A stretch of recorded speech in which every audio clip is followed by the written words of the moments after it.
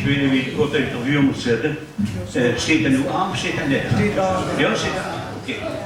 Voordat ik begin, wil ik het hier zeggen, het vertellen over tussen de verschillende coupletten kunnen een bepaald melodietje.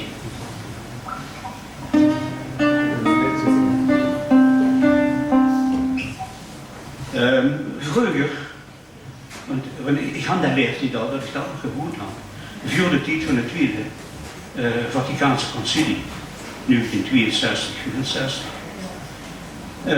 wordt bij begrafenismessen het Dies Irae gezongen. Dies Irae, Dies Irae. Ik kan het dus misschien dat nog herinneren.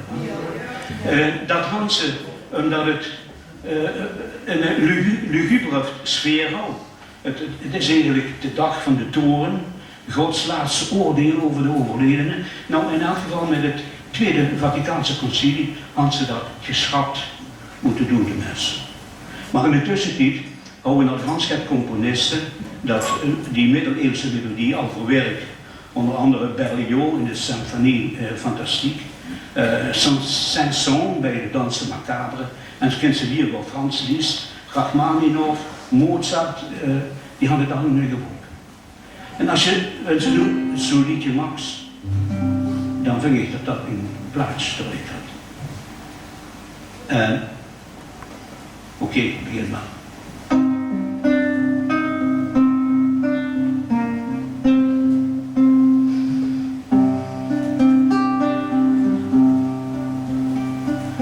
Tussen al de graven op het kerkhof en de oude steen, nog lang niet doet het loert.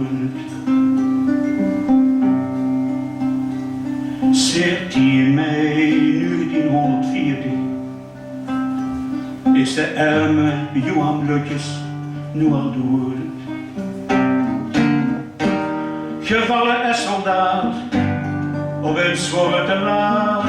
Een rake Duitse kugel, woedt van hem de grootste pijn, de fatale Duitse kugel, sloeg hem uit zijn leven weg.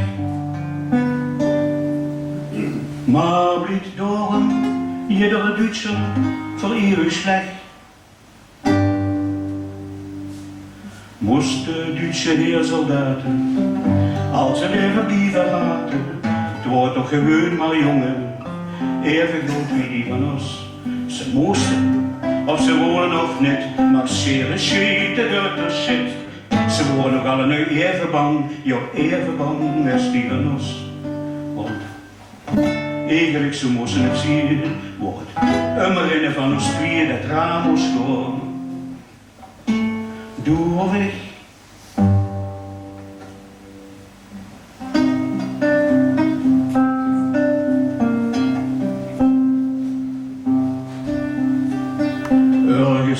Tussen die gunsten op het kerkhof, nog een paar graven, ook al boze oog. Vanaf september 1944 zijn die arm nu heel kort.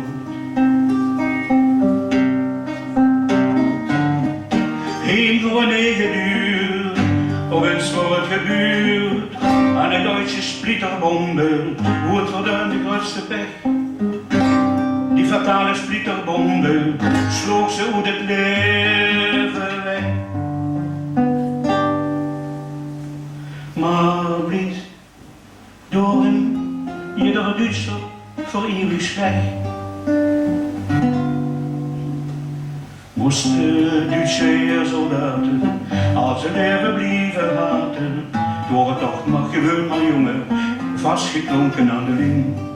Ze moesten, of ze wonen of niet, marcheren schieten uit de shit. En schans klein minuscule retjes, in die satanskrees misschien. Want eigenlijk zo moesten het zien, wordt immer in van ons tweeën het raam was gewoon. Doe of ik.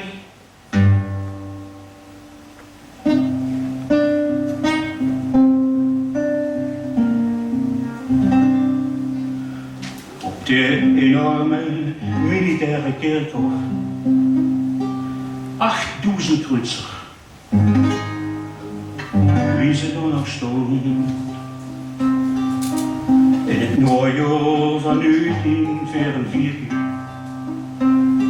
sloeg voor de laatste stond. Gekomen van Wiet weg, voor Oostvrijheid en het recht. En de Duitse koeren liggen, wordt verdaan de grootste pech.